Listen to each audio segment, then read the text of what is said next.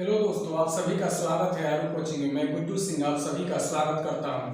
तो आज हम लोग पढ़ेंगे 10वीं क्लास का रासायनिक अभिक्रिया एवं समीकरण, केमिकल रिएक्शन एंड इक्वेशन। तो आइए देखते हैं। सबसे पहले हम लोग जानेंगे कि भौतिक अभिक्रिया क्या है, भौतिक परिवर्तन क्या है। भौतिक यानी फिजिकल चेंजिंग और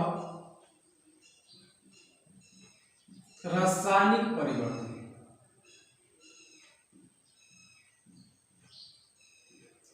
भौतिक परिवर्तन और रासायनिक परिवर्तन के बारे में सबसे पहले हम लोग जानेंगे। तो आइए कुछ क्रियाकलाप के माध्यम से आप लोग को समझाते हैं।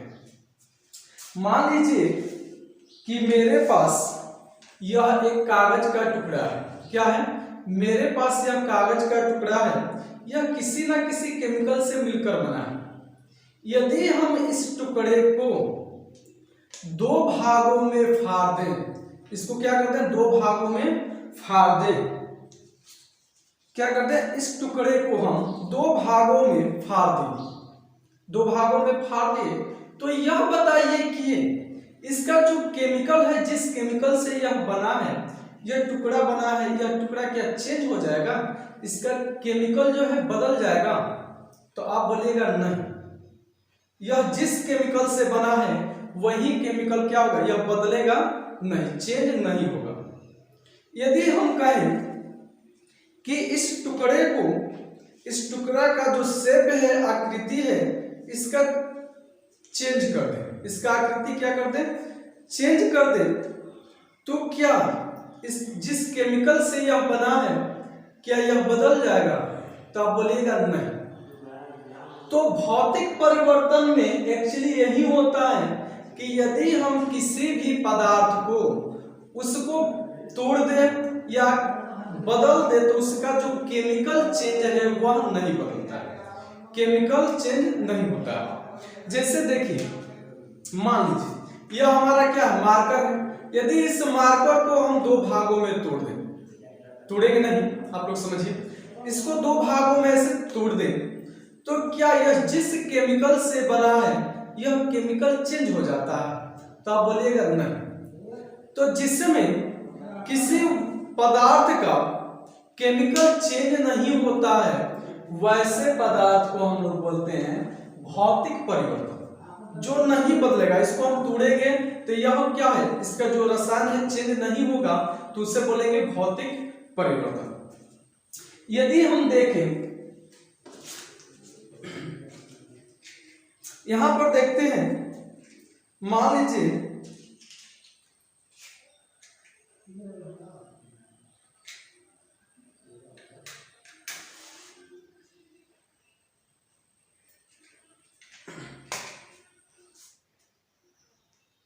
देखिए, तो जब हम इस कागज को जलाएं तो इसमें से CO2 यानी कार्बन डाइऑक्साइड गैस क्या हो रहा है, बाहर निकल रहा है।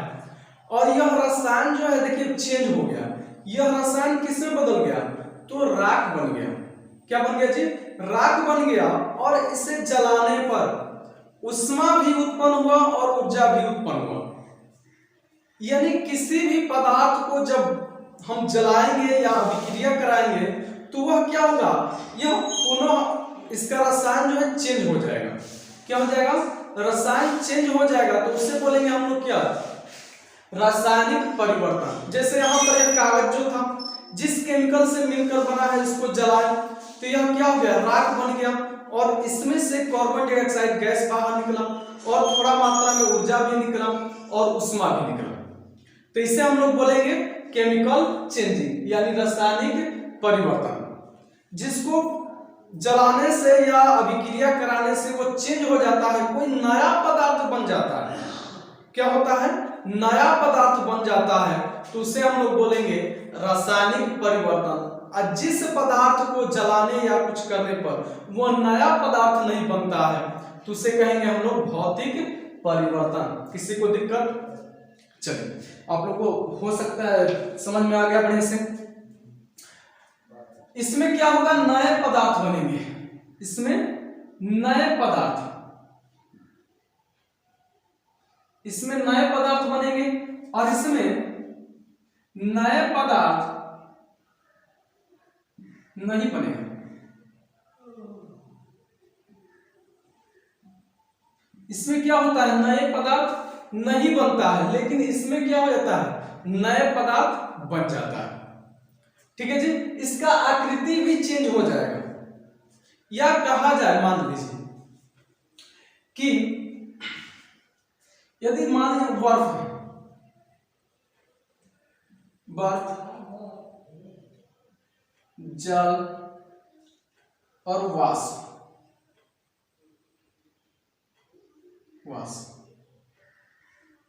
जब बर्फ है, बर्फ को हम थोड़ा सा गर्म किए तो यह जल में चेंज हो गया, किसमें, जल में परिवर्तित हो गया, और जल को जब हम चेंज किए तो यह भाप में बन गया। तो यह कौन सा परिवर्तन है, तो देखिए, तो यह कौन सा, इसका अगर हम सूत्र देखें तो क्या होता है, H2O, इसका भी H2O और भाप का भी H2O होता है।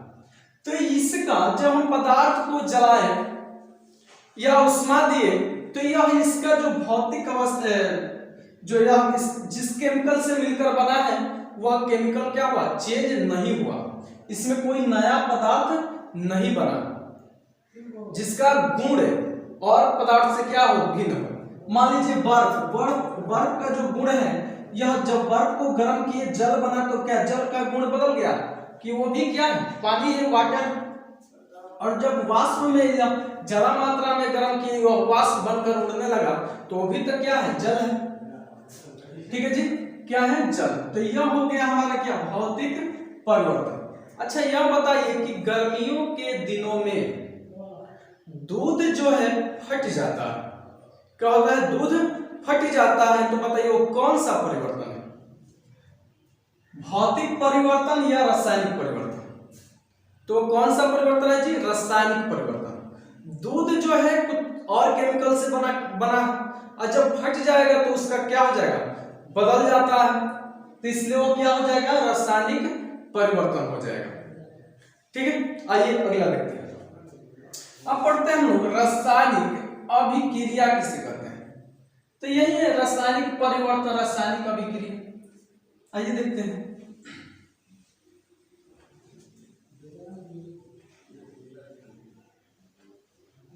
चलिए हेडिंग देते हैं रासायनिक अभिक्रिया।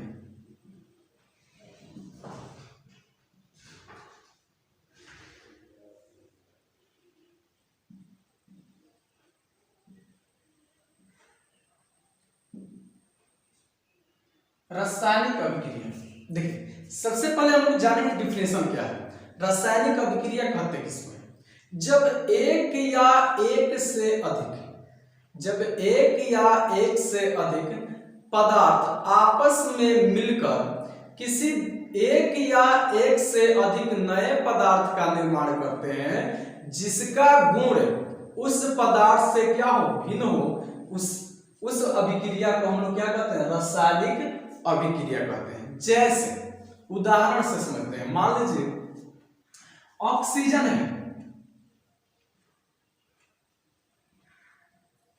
ऑक्सीजन का अभिक्रिया कराएं हम हाइड्रोजन के साथ, हाइड्रोजन के साथ अभिक्रिया जब कराएं तो यह बन गया क्या बन गया जी, जल बन गया। क्या बन गया, जल बन गया।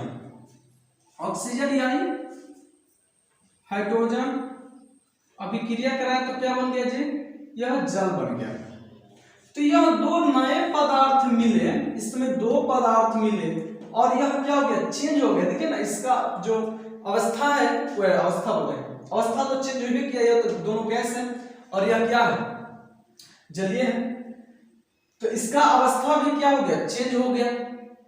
ठीक है, भौतिक परिवर्तन क्या है, कौन सा परिवर्तन है, तो रासायनिक, कहीं रासायनिक अभिक्रिया पढ़ रहे हैं। तो यह क्या है, यह जलाने वाला गैस है, किसी भी वस्तु को जलाने में मदद करता है।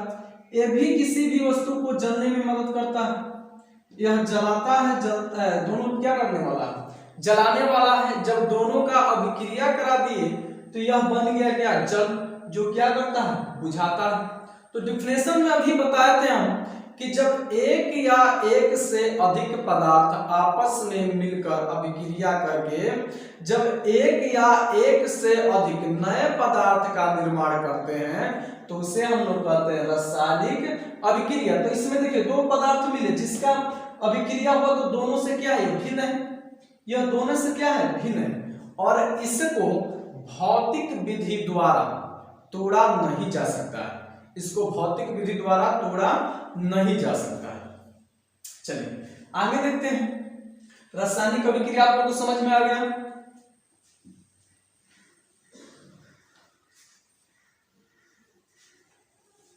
चलिए हम जानेंगे, हम कैसे जानेंगे कि रासायनिक अभिक्रिया हुआ है। तो आइए जानते हैं कि हम कैसे जानेंगे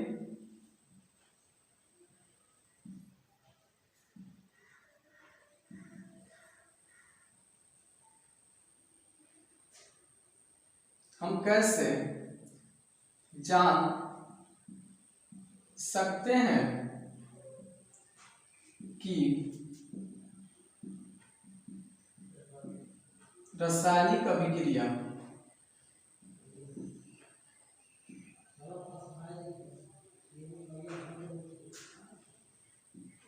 हुई।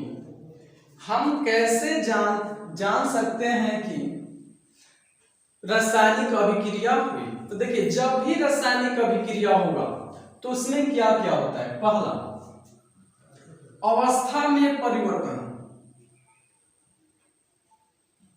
अवस्था में परिवर्तन,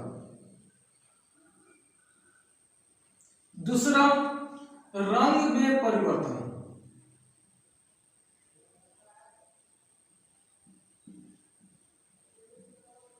रंग में परिवर्तन, तीसरा गैस का उत्सर्जन, चौथा तापमान में परिवर्तन, तापमान में परिवर्तन। यह चार चीजें अभिक्रिया, रासायनिक अभिक्रिया के फलस्वरूप देखने को मिलती है। तो आइए इसे एक कोई रिएक्शन के माध्यम से समझते हैं। जैसे अवस्था में परिवर्तन, रिएक्शन के माध्यम से समझते हैं, पहले इसको समझाते हैं। अवस्था में परिवर्तन, यह इसका अवस्था क्या हो जाता है, चेंज हो जाता है। यह ठोस होता है, हो सकता है द्रव में बदल जाए, गैस में बदल जाए, इसका अवस्था क्या हो जाता है, चेंज हो जाता है। दूसरा इसका रंग भी चेंज हो जाएगा। जिससे हम कागज को जलाए, कागज का रंग कैसा सफेद था, जला तो कैसा हो गया, काला हो गया, तो इसके रंग में भी परिवर्तन हो जाएगा। गैस का उत्सर्जन, किसी भी चीज को जलाएंगे तो धुआं निकलेगा, वह क्या है, गैस है। तो गैस का क्या होगा, निष्कासन या उत्सर्जन, उत्सर्जन तो क्या बाहर, ठीक है, गैस का भी उत्सर्जन होगा। तापमान में परिवर्तन, किसी भी अभिक्रिया, रासायनिक अभिक्रिया कराएंगे तो उसमें कि तो तब अभिक्रिया कराएंगे तो कि तो ठंडा हो जाएगा या पदार्थ क्या हो जाएगा, गर्म हो जाएगा। तो तापमान में भी परिवर्तन देखने को मिलती है। जैसे आइए समझते हैं। एक बीकर ले लेंगे, एक क्या करेंगे जी, बीकर ले लेंगे,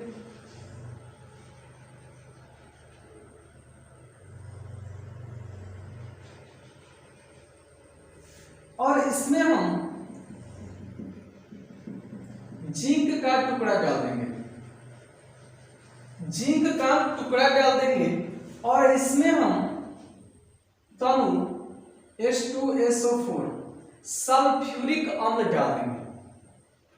इसमें क्या करेंगे, सल्फ्यूरिक अम्ल डाल देंगे। तो यह जो है, जब इसको देखिए, यह क्या था, धातु था यह जिंक। जब इसमें सल्फ्यूरिक अम्ल डाल दिए तो यह बना देगा का अभिक्रिया फोर्स के साथ कराते हैं, गर्म करते हैं तो यह साल्ट बना देगा। अब प्लस मुक्त हो रहा है, क्या हो रहा है, हाइड्रोजन गैस मुक्त हो रहा है यहाँ पे। तो हमने देखा कि जब जिंक में हम तमु सल्फ्यूरिक अम्ल डालते हैं तो हाइड्रोजन क्या होता है, मुक्त होता है और साल्ट बनता है। क्या बनेगा जी, ZnSO4 बनेगा, जिंक सल्फेट बन जाएगा, यानी साल्ट बन जाएगा और हाइड्रोजन गैस क्या हो जाएगा, मुक्त हो जाएगा। तो हमको पता चला कि रासायनिक अभिक्रिया से गैस का क्या होता है, गैस का उत्सर्जन होता है। क्या होता है, गैस का उत्सर्जन होता है। जब हम इसको छुएंगे, इसको क्या करेंगे, छुएंगे, तो यह बहुत ज्यादा मात्रा में जलेगा। मतलब इससे यह पता चल रहा है कि तापमान में भी क्या हो गया, परिवर्तन हो गया। क्या हो गया, तापमान में भी परिवर्तन हो गया। रंग में परिवर्तन देखते हैं। आप लोग देखे होंगे कि जब लोहा जब नया होता है तो उसका कलर कुछ और होता है, और जब इस पर लोहे पर जंग लग जाता है तो इसका रंग क्या हो जाता है, चेंज हो जाता है। इसका रंग क्या हो जाता है जी, चेंज हो जाता है। यानी रंग में भी परिवर्तन देखने को मिला। अवस्था में परिवर्तन, जब अभिक्रिया होता है तो ठोस जो है द्रव में बदल जाता है या गैस में बदल जाता है, तो इससे अवस्था का भी पता चला। जैसे मान लीजिए एक मोम है, मोम क्या है, ठोस अवस्था में है। मोम क्या है जी, ठोस अवस्था में होता है। जब उसे जलाएंगे तो और मोम जो है द्रव अवस्था में हो जाता है और कुछ गैसीय फॉर्म में हो जाते हैं। मतलब हमको यहां से ये भी पता चल रहा है कि उसकी अवस्था में क्या हो रहा है, परिवर्तन हो रहा है। क्या हो रहा है, परिवर्तन हो रहा है, अवस्था में भी परिवर्तन हो रहा है।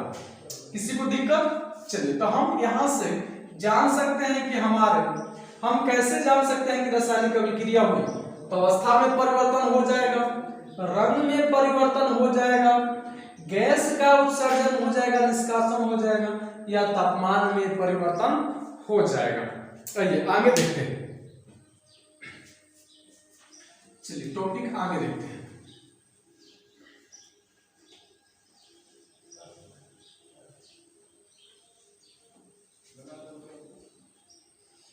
यह कभी कभी कहता है, एक टॉपिक नहीं थोड़ा सा इसी का है, छूट गया, देखते हैं। यह कभी कभी कहता है कि जब हम मैग्नीशियम के रिबन Mg, मैग्नीशियम के रिबन को जब हम ऑक्सीजन की उपस्थिति में अभिक्रिया कराते हैं तो मैं क्या, मैग्नीज का रिबन जो है नहीं, मतलब क्या बनाता है, तो यह बनाएगा मैग्नीज ऑक्साइड। क्या बना देगा, मैग्नीज ऑक्साइड। यहां से क्वेश्चन आता है कि मैग्नीज के रिबन को जलाने से पहले हम साफ क्यों करते हैं। तो देखिए बंधु, साफ इसलिए करते हैं क्योंकि यह मैग्नीज का रिबन वायु के संपर्क में आकर वहां पर एक पतला सा क्या होता है, परत जम जाता है, ऑक्सीजन का परत जम जाता है, जिससे जलाने में वह अच्छे से नहीं जलता है और जलाते फुट फुट की आवाज आती है। इसलिए हम रिबन को जलाने से पहले उसको साफ कर लेते हैं, साफ कर कर तब रिबन को जलाते हैं। तो यहां से भी क्वेश्चन क्या आता है, चलिए कि रिबन को जलाने से पहले क्यों साफ करते हैं। आइए देखते हैं अगला टॉपिक।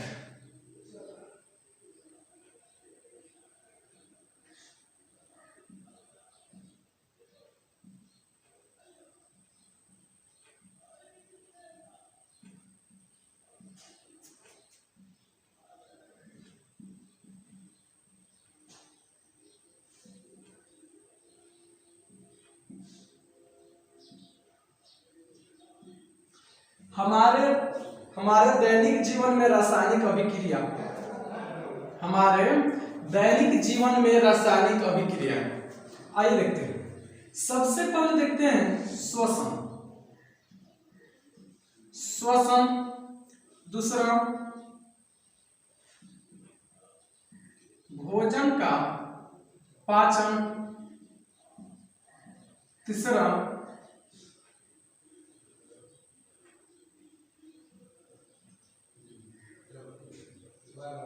लोहे पर जंग लगना, चौथा दही का जमना, दही का जमना। ये और होता है लेकिन 4 को से काम चलाते हैं। हमारे दैनिक जीवन में रासायनिक अभिक्रिया का मतलब क्या भूमिका है, तो आइए देखते हैं। श्वसन जो है, कहेंगे श्वसन कैसी अभिक्रिया है, रासायनिक अभिक्रिया है या भौतिक अभिक्रिया है? तो श्वसन क्या है, रासायनिक अभिक्रिया है।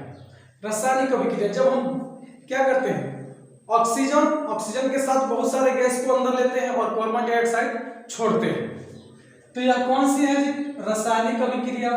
भोजन का पचना, भोजन जो देखिए रासायनिक अभिक्रिया आप लोगों को पहले बता दी कि जो चेंज हो जाएगा, क्या हो जाएगा, कोई दूसरा पदार्थ बन जाएगा, कोई नया पदार्थ बन जाएगा, उसी को कहेंगे रासायनिक अभिक्रिया। ठीक है जी, क्या कहेंगे, रासायनिक अभिक्रिया। तो भोजन जो है पहले ठोस अवस्था में होता है, जब अंदर चला जाता है तो दूसरे अवस्था में हो जाता है, तो भी क्या है, रासायनिक अभिक्रिया है। तो भोजन का पाचन भी एक रासायनिक अभिक्रिया है। लोहे पर जंग लगना, कहे लोहे पर जंग लगना कैसी अभिक्रिया है, रासायनिक अभिक्रिया। क्यों, वहां पर फेरस ऑक्साइड का एक परत चढ़ जाता है, उसका कलर जो है बदल जाता है। यहां से 1 नंबर ये क्वेश्चन आता है कि जब लोहे पर जंग लग जाता है तो उसका भार क्या होता है, बढ़ जाता है, घट जाता है, अपरिवर्तित रहता है, या इनमें से कोई नहीं। तो क्या होगा, जब किसी वस्तु पर लोहे पर जंग लग जाता है तो उसके भार में क्या हो जाती है, बढ़ जाता है, उसका भार क्या होता है जी, बढ़ जाता है। तो लोहे पर जंग लगना भी क्या है, रासायनिक अभिक्रिया है। दही का जमना यानी दूध का जमना, दूध क्या होगा, दूध जमकर दही बन जाता है, कैसी अभिक्रिया है, तो रासायनिक अभिक्रिया है। तो यह हो गया हमारे दैनिक जीवन में रासायनिक अभिक्रिया। ठीक है जी, कुछ आइए अगला देखते हैं, आगे बढ़ते हैं टॉपिक।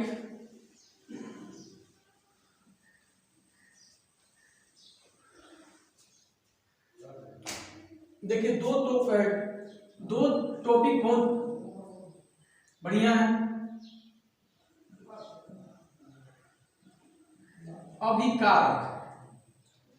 अभिकारक और दूसरा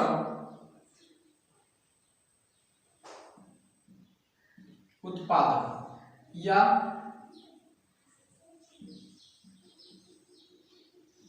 प्रतिफल। क्या होता है, प्रतिफल, उत्पादक या प्रतिफल। ध्यान से देखिए, अभिकारक क्या होता है, किसी रासायनिक अभिक्रिया में भाग लेने वाले पदार्थ या तत्व को हम लोग क्या कहते हैं, अभिकारक कहते हैं। जो रासायनिक अभिक्रिया में भाग लेगा उसको कहेंगे अभिकारक, और रासायनिक अभिक्रिया के फलस्वरूप जो नए पदार्थ बनेंगे उसे कहेंगे हम लोग उत्पादक या प्रतिफल। आप लोग समझ में आ गया। अभिकारक जैसे देखते हो, उदाहरण से समझते हैं। उदाहरण से मान लीजिए Na+ HCl, सोडियम का अभिक्रिया हाइड्रोक्लोरिक एसिड से कराए तो यह बन जाता है, यह नया पदार्थ बन जाएगा NaCl+H2। हाइड्रोजन गैस क्या हो जाएगा, मुक्त हो जाएगा। एरो के चिन्ह इसलिए लगा रहा है कि ये गैस है, गैसीय फॉर्म में ऊपर चला जाएगा। ध्यान से देखिए, यहाँ पर इस अभिक्रिया में भाग लिया कौन जी, इस अभिक्रिया कराए तो इस अभिक्रिया में भाग कौन लिया, तो इस अभिक्रिया में सोडियम और सल्फ्यूरिक एसिड हाइड्रोक्लोरिक एसिड लिया भाग। तो यह दोनों क्या हो जाएंगे, तो यह हो जाएंगे अभिकारक हो जाएंगे। क्या हो जाएंगे, अभिकारक। और अभिकारक के फलस्वरूप जो पदार्थ बन जाते हैं उसे कहते हैं हम लोग उत्पाद, उत्पाद या प्रतिफल या उत्पादक। ठीक है, किसी को दिक्कत? अभिकारक, उत्पादक या प्रतिफल समझ में आ गया? जो अभिक्रिया में भाग लेगा, अभिकारक, अभिक्रिया के फलस्वरूप जो नया पदार्थ बनेगा, उत्पादक और प्रतिफल हो जाएगा। चलिए आगे देखते हैं, आगे समझते हैं। इसका बहुत महत्व है, अभिकारक और उत्पाद या उत्पादक। चलिए देखते हैं।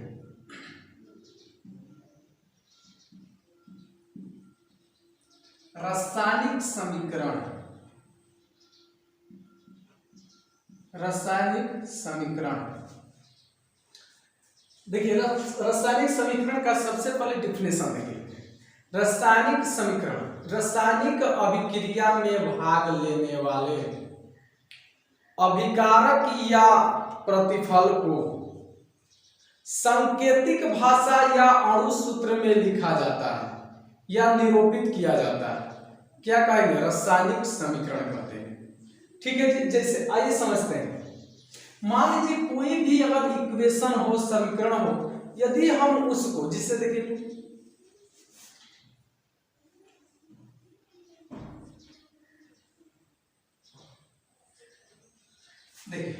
लेके चलते हैं। यहां पर सोडियम का अभिक्रिया कराते हैं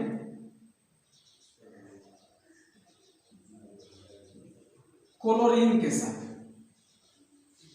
सोडियम का अभिक्रिया कराते हैं क्लोरीन के साथ या क्लोरीन हाइड्रोक्लोरिक एसिड के साथ, हाइड्रोक्लोरिक एसिड से कराते हैं।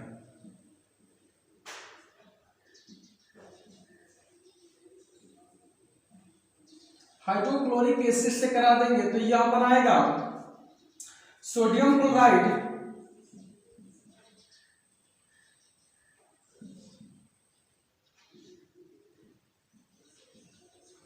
Plus hydrogen.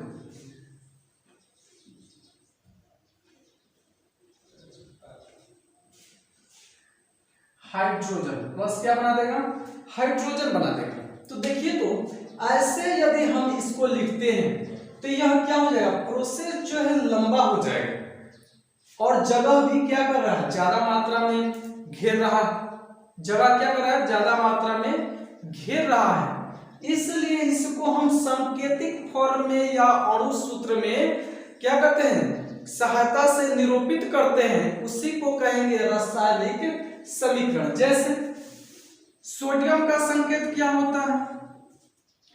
Hydrochloric acid HCl होता है। जब अभिक्रिया कराए तो NaCl बना दिया, अब प्लस हाइड्रोजन गैस मुक्त हो गया। तो यह अभिक्रिया क्या हो गया? छोटा हो गया, या छोटा फॉर्म में हो गया, और यह क्या हो गया? बड़ा फॉर्म में हो गया। समझ में आ गया रासायनिक समीकरण क्यों जरूरी है? चलिए आगे समझते हैं रासायनिक समीकरण। समीकरण को लिखने का नियम।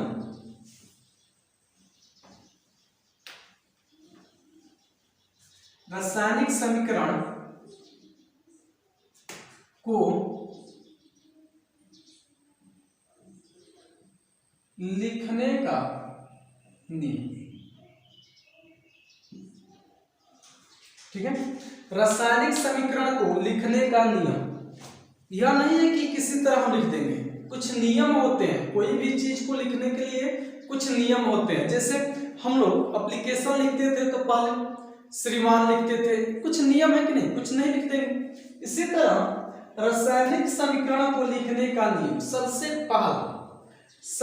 पहला नियम कि अभिक्रिया में अभिकारक को सांकेतिक भाषा या अणु सूत्र द्वारा समीकरण के बाएं तरफ, किधर लिखते हैं? समीकरण के बाएं तरफ लिखते हैं और उनके बीच में धन चिन्ह यानी प्लस का चिन्ह क्या करते हैं? लगाते हैं। ठीक है जी। अभिकारक को समीकरण में सांकेतिक रूप और अणु सूत्र द्वारा लिखेंगे, और समीकरण में किधर लिखेंगे, तो लिखेंगे बाएं तरफ। किधर जी, बाएं तरफ अभिकारक को लिखेंगे, और उनके बीच में हम धन का चिन्ह यानी प्लस का चिन्ह लगाएंगे। ठीक है, आगे चलते हैं। दूसरा देखिए, दूसरा कि उत्पाद को रासायनिक अभिक्रिया में उत्पाद को समीकरण के दाएं तरफ लिखेंगे और उनके बीच में हम धन का चिन्ह लगाएंगे, और उसका भी सांकेतिक रूप और अणु सूत्र लिखेंगे। ठीक है, और दोनों को अलग करने के लिए, अभिकारक और उत्पाद को अलग करने के लिए दोनों के बीच में एरो का चिन्ह लगाएंगे, तीर का चिन्ह लगाएंगे, जो यह बताएगा कि अभिक्रिया किस दिशा में हो रही है। अभिक्रिया जो है किस दिशा में हो रही है। जैसे देखिए, तो A प्लस बी का अभिक्रिया कराएं तो बना C प्लस D। तो देखिए, यह जो A और B है, यह A और B इस समीकरण में A और B क्या है जी, यह बाएं और यह क्या है, दाएं। तो बाएं तरफ किसको लिखेंगे, तो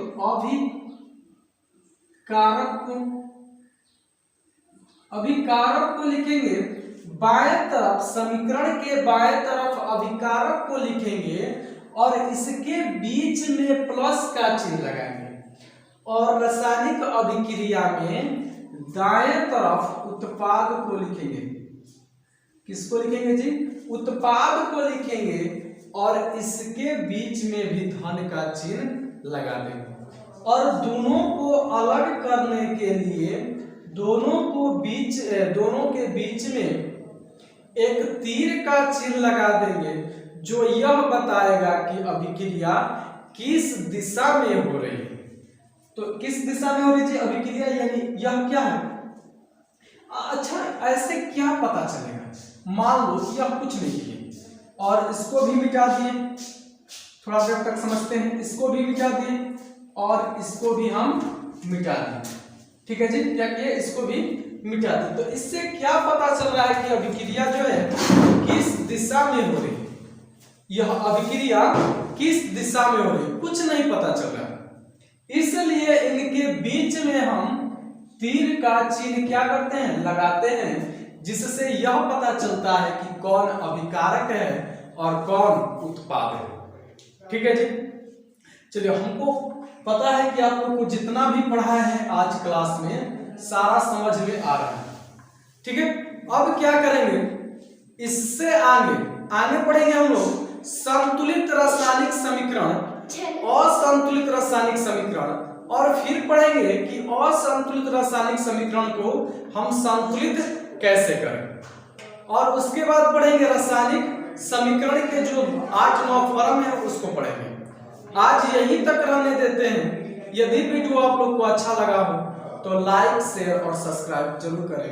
जय हिंद, जय भारत।